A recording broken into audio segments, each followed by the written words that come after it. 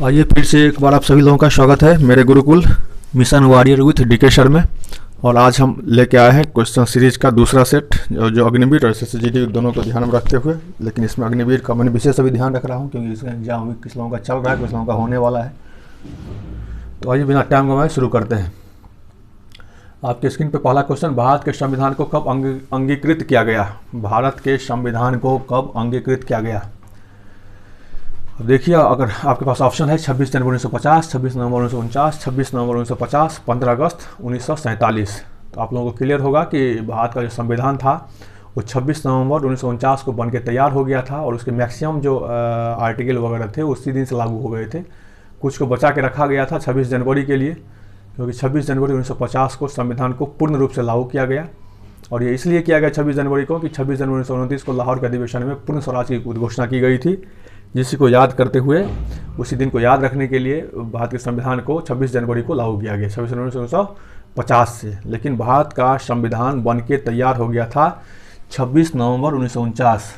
एक बार आप याद करिए भारत के प्रियम्बल को, प्रस्तावना को। मैं एक बार स्क्रीन पे उसको लाता हूँ।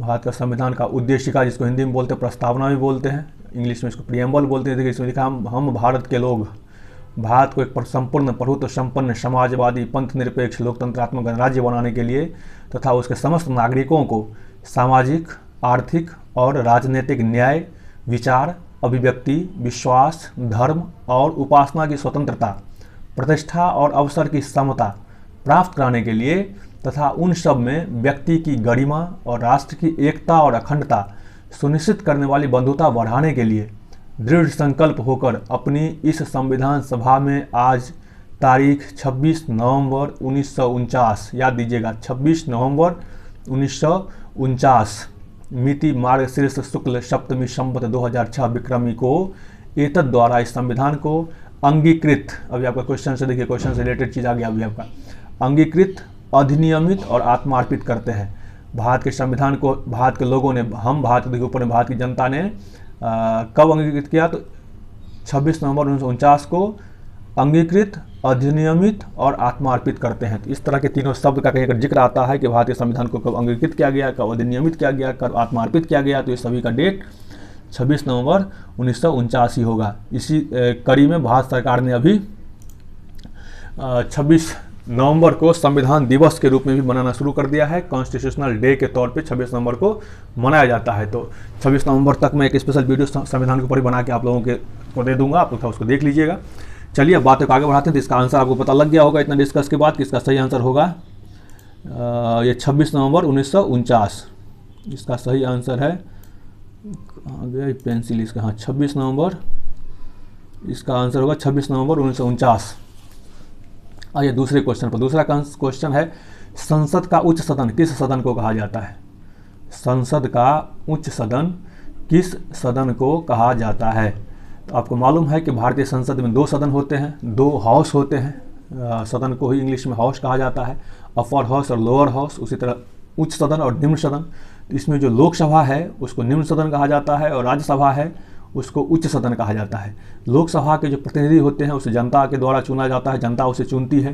लेकिन राज्यसभा की जो प्रतिनिधि होती है उसे राज्य चुन के देती है, ये राज्यों का प्रतिनिधित्व करते हैं, जबकि लोकसभा जनता का प्रतिनिधित्व करता है। तो एक बात मैं आपको और क्लियर कर देता हूँ, जब कभी संसद की बात की जाए, संसद जैसे ही संसद बोलते हैं, संसद, तो जैसे ही संसद बोलते हैं तो ध्यान दीजिए, संसद में एक तो हो गया लोकसभा, एक हो गया राज्यसभा और एक हो गया प्रेसिडेंट, राष्ट्रपति। ये जब भी हम संसद का जिक्र करते हैं तो इसमें तीनों चीज़ों का जिक्र हो जाता है, भारत के प्रेसिडेंट, लोकसभा के सभी मेंबर्स और राज्यसभा के सभी मेंबर्स। इस सभी लोगों को संसद कहा जाता है। तो राष्ट्रपति भी एक संसद है। क्लियर हो गया? ये चीज़ ध्यान रखिएगा, बहुत लोगों को ये कन्फ्यूजन रहता है कि राष्ट्रपति भी एक संसद है। जैसे एक थोड़ा सा मैं आपको एस्थेटिक्स वाला जो तरीका उसे समझाता हूँ। जैसे सभी संसद राष्ट्रपति नहीं है, लेकिन सभी राष्ट्रपति एक संसद है। चूँकि राष्ट्रपति संसद का एक पार्ट होता है, तो संसद जब भी हम बोलते हैं तो तीनों का जिक्र होता है। तीनों को का जिक्र ऑलरेडी हो जाता है, भारत के राष्ट्रपति का, लोकसभा के सभी मेंबर्स का और राज्यसभा के सभी मेंबर्स का। तो अभी आपको क्लियर हो गया होगा इस क्वेश्चन का आंसर, संसद का उच्च सदन राज्यसभा को कहा जाता है। तो चलिए नेक्स्ट पर, ये तीसरे क्वेश्चन पे, तीसरा क्वेश्चन आपका, राज्य के नीति निर्देशक तत्व किस देश के संविधान से लिया गया है? आपको मालूम ही होगा कि आयरलैंड के संविधान से लिया गया है। राज्य के जो नीति निर्देशक तत्व है वो आयरलैंड के संविधान में समाहित किया गया। नीति निर्देशक तत्व जो है भारत के संविधान के भाग 4 में है। भाग 4 मतलब पार्ट 4 में है, और आर्टिकल इसका कितना 36 से 51, 36 to 51 तक है। 12 से 35 तो मौलिक अधिकार है, और 36 से 51 जो है वो राज्य के नीति निर्देशक तत्व है। राज्य के नीति निर्देशक तत्व भी बहुत ही ज़्यादा आवश्यक चीज़ है, इसको भी देश में होना चाहिए। लेकिन कई बार क्या होता है कि देश में उतने रिसोर्सेज नहीं होते हैं कि सब कुछ को एक साथ लागू कर दें।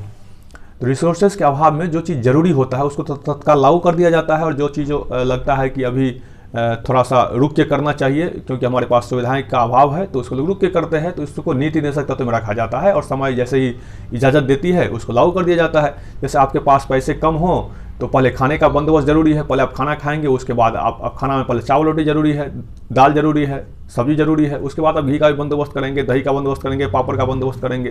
लेकिन आपके पास भूख हो और पैसे आपके पास कम ही हो तो पहले आप पापड़ नहीं खरीदेंगे, पहले आप खाने का बंदोबस्त करेंगे। उसी तरह जब कोई देश का निर्माण होता है तो देश पहले जो ज़रूरी चीज़ है उस पर पहले काम करती है, और फिर धीरे धीरे जो काम उसको करना है उसको भी लिस्ट में रखती है। लेकिन जैसे जैसे उसके बाद रिसोर्सेज आते जाते हैं, इनकम के सोर्स बढ़ते जाते हैं, सुविधाएं बढ़ती जाती है, लोग समझदार होते जाते हैं, उसको लागू कर दिया जाता है। जैसे अभी आप देख रहे हैं कि कुछ दिन पहले 3 तलाक को हटाया गया, ये भी नीति निर्देशक तत्व से ही का ही मैटर था। पंचायती राज सिस्टम को आज़ादी के बाद लागू किया गया, ये भी नीति निर्देशक तत्व का ही मामला था। नीति निर्देशक तत्व असल में एक वेलफेयर स्टेट, एक जन कल्याणकारी राज्यों के निर्माण के कंसेप्ट के आधार पर काम करता है। तो राज्य के नीति निर्देशक तत्व क्या कहा जाता है आपको क्लियर हो गया। भारत के संविधान में इसे आर्टिकल 36 से लेकर 36 से लेकर के 51 तक इसका जिक्र किया गया है। इस संविधान के भाग 4 में है, और ये आयरलैंड के संविधान से लिया गया है। अब चलिए आगे बढ़ते हैं। आपका अगला क्वेश्चन है, पीलिया रोग किस अंग को प्रभावित करता है? पीलिया आपको पता होगा जॉन्डिस को कहा जाता है, जॉन्डिस को। इसमें पीलिया इसका नाम इसलिए है कि इसमें शरीर पीला पड़ जाता है, इसलिए इसको पीलिया रोग बोलते हैं। ये जॉन्डिस को कहा जाता है, और जॉन्डिस जो है यकृत मतलब लीवर को प्रभावित करता है। ये लीवर को बहुत ज़्यादा डैमेज कर देता है, जिससे आदमी को खाने पीने और मतलब पचने में दिक्कत होने लगती है, और लीवर खराब होने से कई तरह की समस्या होने लगती है। तो वो क्लियर हो गया, जो पीलिया है वो लीवर को इफेक्ट करता है, मतलब जॉन्डिस लीवर को खराब करता है, और ये पीलिया मतलब जॉन्डिस। आगे आइए, यकृत मतलब लीवर, याद रखिएगा, हिंदी अंग्रेजी में थोड़ा सा कन्फ्यूज नहीं हो जाना है कभी। अब आपका पास नेक्स्ट क्वेश्चन है, यंग इंडिया। यंग इंडिया साप्ताहिक पत्रिका की शुरुआत किनके द्वारा की गई थी? आपके पास ऑप्शन है जवाहरलाल नेहरू, सरदार वल्लभ भाई पटेल, विनोबा भावे, महात्मा गांधी। तो आपको मैं बता दूं कि यंग इंडिया की शुरुआत महात्मा गांधी के द्वारा की गई थी, और महात्मा गांधी साहब ने 1919 से 1931 के बीच में इसका संपादन किया था। और ये एक इंग्लिश की वीकली पेपर था, ये साप्ताहिक पेपर था, वीकली पेपर था, जो इंग्लिश में छपता था यंग इंडिया के नाम से, जिसे महात्मा गांधी इसको चला रहे थे, मतलब उनके द्वारा शुरुआत की गई थी, वही उनके संपादक भी रहे, काफ़ी दिन चला भी। तो यंग इंडिया महात्मा गांधी के द्वारा चलाया गया एक न्यूज़पेपर था, जो साप्ताहिक पेपर था और इंग्लिश में छपती थी। ये भी आपको क्लियर हो गया, इसका सही आंसर आपको पता लग गया होगा। यह है महात्मा गांधी जी, मोहनदास करमचंद गांधी, जो वर्तमान में भारत के राष्ट्रपिता भी हैं। और चलिए आगे, चिल्का झील किस राज्य में स्थित है? चिल्का एक लेक है, वो कौन से राज्य में है? आपका ऑप्शन है ओडिशा, तमिलनाडु, बिहार, कर्नाटक। तो आपका सही आंसर होगा इसमें ओडिशा। चिल्का लेक ओडिशा में है। ओडिशा के बारे में बता दो, उड़ीसा जो इसका नाम पहले उड़ीसा था, जिसका नाम बदल के अभी ओडिशा हो गया है। यहाँ का एक प्रसिद्ध नृत्य भी है जिसको ओडिसी कहा जाता है, ओडिसी उसका नृत्य है। और ओडिशा उसका भी राज्य का नाम है। ओडिशा में ही चिल्का झील है। चिल्का झील असल में एक लैंगून झील है, और लैंगून झील क्या है वो कभी ज्योग्राफी के क्लास में डिस्कस करेंगे। लैगून किसको बोलते हैं? असल में ऐसे जो समुद्र से हट के एक पानी का किनारा बन जाता है, चारों से घिर जाता है, उसको लैगून बोलते हैं। एक्सप्लेन करेंगे कभी ज्योग्राफी वाला लेक्चर में। तो चिल्का झील उड़ीसा में है, ओडिशा में है, और ये एक खारे पानी की झील है और लैंगून झील है, इतना याद रखिएगा। इससे ज़्यादा आपको जब जरूरत पड़ेगा नहीं, डिटेल्स कभी ज्योग्राफी क्लास में डिस्कस करेंगे। राजघाट किनका समाधि स्थल है? राजघाट आपको मालूम ही है, राजघाट दिल्ली में है, और राजघाट महात्मा गांधी का समाधि स्थल है। महात्मा गांधी की समाधि दिल्ली के राजघाट में बनाई गई है। वहाँ पे और भी बहुत सारे महान व्यक्तियों का समाधि स्थल है, जैसे कि जवाहरलाल नेहरू साहब का हो गया, इंदिरा गांधी मैम का हो गया, राजीव गांधी साहब का हो गया। इस तरह से बहुत सारे समाधि स्थल है, सबका अलग अलग नाम है। तो राजघाट महात्मा गांधी के समाधि स्थल को कहा जाता है, और ये दिल्ली में है। क्लियर हो गया आपको? तो चलिए नेक्स्ट क्वेश्चन नंबर 8 पे आते हैं। हर्षचरित की रचना किसने की थी? हर्षचरित ऑप्शन थोड़ा उल्टा पुल्टा जा रहा है, देखिए कोई बात नहीं, हमको लगता है स्क्रीन पर आ रहा होगा और आप देख पा रहे होंगे। थोड़ा सा पेज कट हो गया ऊपर नीचे। चलिए, आपको काम से काम है, इस पेज को जाने दीजिए। अब इस पेज से क्या लेना है, आपको तो एग्जाम पास करना है। हर्षचरित की रचना, हर्षचरित की रचना किसने की थी? मैं आपको थोड़ा सा बता दूं कि हर्षचरित असल में एक संस्कृत की एक किताब थी जिसे बाणभट्ट ने लिखा था। इसे हर्षचरितम के नाम से लिखा गया था। ये एक संस्कृत की किताब थी और कहा जाता है कि भारतीय साहित्य में एक पहली किताब थी जो साहित्य को या किसी राजा की जीवनी को विस्तृत तरीके से वर्णन करती थी। तो हर्षचरित बाणभट्ट के द्वारा लिखा गया, जो उस समय के तत्कालीन राजा हर्षवर्धन थे उनकी पूरी बायोग्राफी है, उनकी पूरी जीवनी है। तो आपका आंसर तो पता लग ही गया कि हर्षचरित लिखे थे कौन? बाणभट्ट। अब नेक्स्ट अगला क्वेश्चन पे आइए। प्रथम विश्व युद्ध के समय, फर्स्ट वर्ल्ड वॉर के समय अमेरिका के राष्ट्रपति कौन थे? प्रथम विश्व युद्ध के समय भारत अमेरिका के राष्ट्रपति जो थे उनका नाम था Winston Churchill. Sorry Winston Churchill नहीं, वुडरो विल्सन, गलत बोल दिया मैं, वुडरो विल्सन। प्रथम विश्व युद्ध के समय अमेरिका के राष्ट्रपति थे वुडरो विल्सन। अब चलिए नेक्स्ट क्वेश्चन, आपका पास क्वेश्चन है, दुनिया का सबसे बड़ा लिखित संविधान किस देश का है? आपको मालूम ही है कि दुनिया का सबसे बड़ा संविधान हमारे ही देश का है। कौन सा देश? तो भारत देश। दुनिया का सबसे बड़ा लिखित संविधान भारत का है और दुनिया का सबसे बड़ा लोकतांत्रिक देश भी भारत ही है, क्योंकि इतनी आबादी वाला और कोई भी लोकतांत्रिक डेमोक्रेटिक कंट्री दुनिया में है ही नहीं जिसके पास इतनी आबादी हो और डेमोक्रेटिक कंट्री हो। और इसके बावजूद भी भारत में एक बहुत बड़ी बात है कि भारत डाइवर्सिटी में यूनिटी देखने को बस यही मिलती है। हज़ारों बोली भाषाओं का एक क्षेत्र जहाँ पर इतनी सम्मिलित होकर इतनी शांतिपूर्वक तरीके से हम लोग रहते हैं। छोटा मोटा झगड़ा तो घर में भी हो जाता है, इतना बड़ा देश है तो होना कोई इतनी बड़ी बात नहीं है।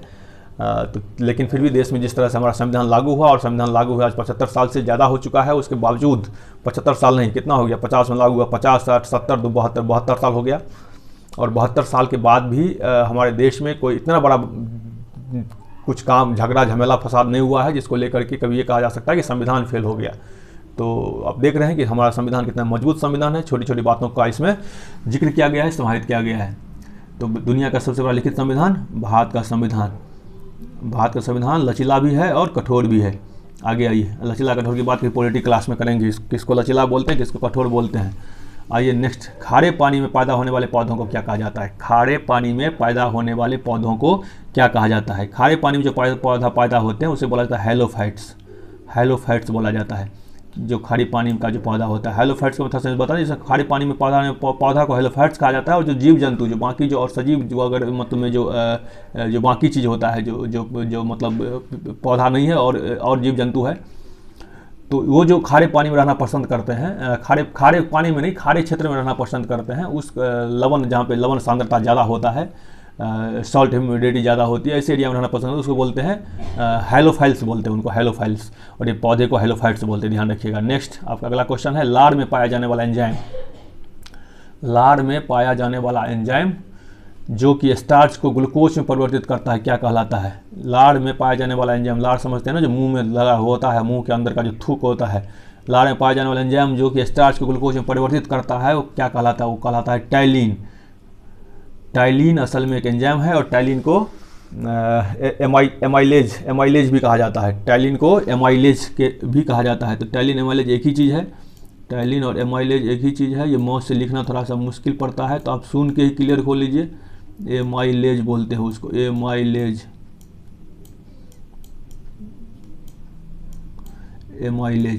एमाइलेज टाइलिन एक ही एंजाइम का नाम है। असल में ये लार में पाया जाने वाला एंजाइम है जो कि स्टार्च को ग्लूकोज में परिवर्तित करने का काम करता है।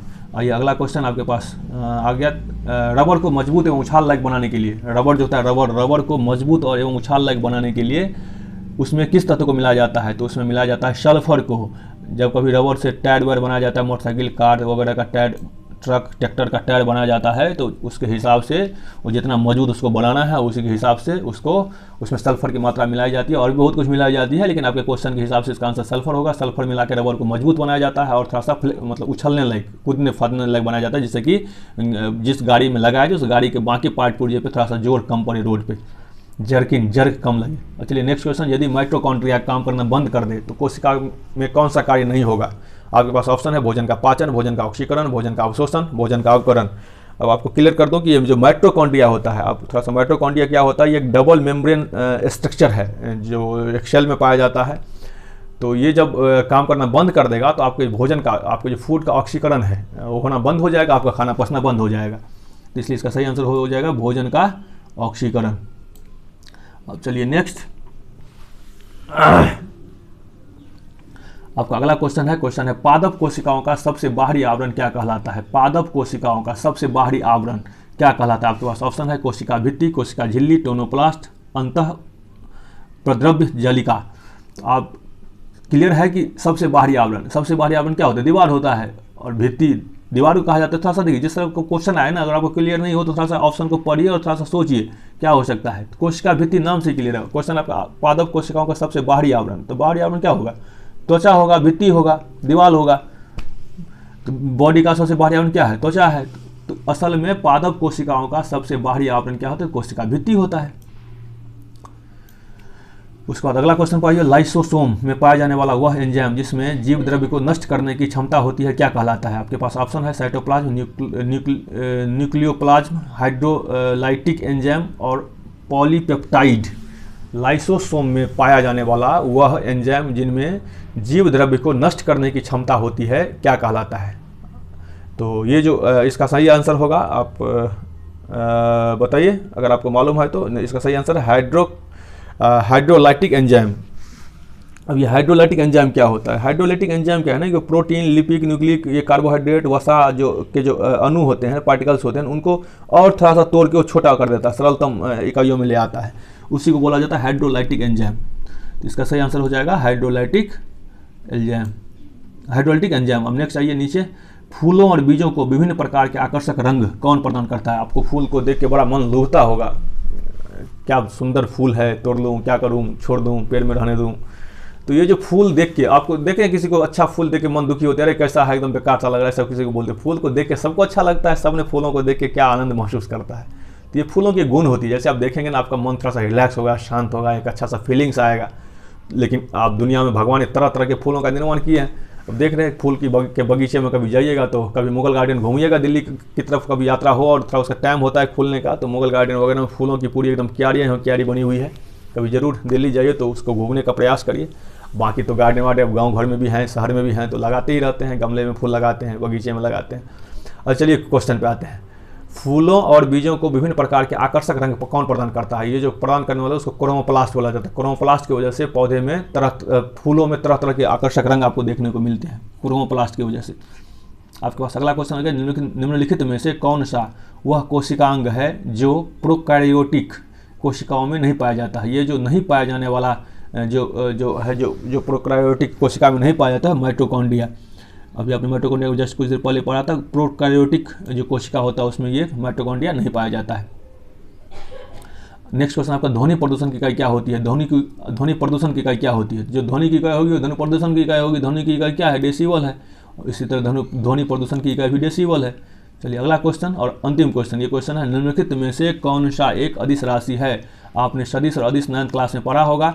सदिश राशि जिसमें मतलब दिशा और परिणाम निश्चित हो, उसको सदिश राशि कहते हैं। मतलब डायरेक्शन और मैग्नीट्यूड दोनों हो तो सदिश राशि है, और जिसमें सिर्फ मैग्नीट्यूड हो, डायरेक्शन नहीं हो, मतलब परिणाम हो, दिशा नहीं हो, तो ऐसे राशि को अदिश राशि कहते हैं। जैसे चाल हो गया, चाल क्या हो गया कि मतलब जैसे 5 किलोमीटर प्रति घंटा, तो ये एक परिणाम है कि 5 किलोमीटर प्रति घंटा के हिसाब से गाड़ी चल रही है, लेकिन किधर चल रही है दिशा आपने नहीं बताया है, इसलिए वो चाल हो गया। अगर दिशा फिक्स है उसमें तो वेग हो गया, तो ऑलरेडी वेग हो जाएगा। जैसे ट्रैजेक्टाइल फार्मूला के आधार पर हम लोगों ने मिसाइल को फिर छोड़ते हैं, या फिर कोई रॉकेट लॉन्चर से रॉकेट को लॉन्च करते हैं, कोई नया मतलब जो आप देख रहे हैं जो नया PSLV के थ्रू किसी चीज़ों को अंतरिक्ष में भेजा जाता है।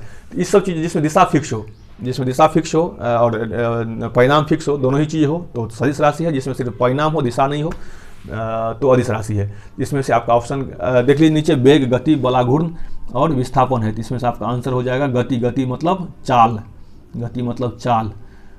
तो निम्नलिखित में से कौन सा एक अदिश राशि है? तो गति क्या है? अदिश राशि है। चाल क्या है? अदिश राशि है। क्लियर हो गया?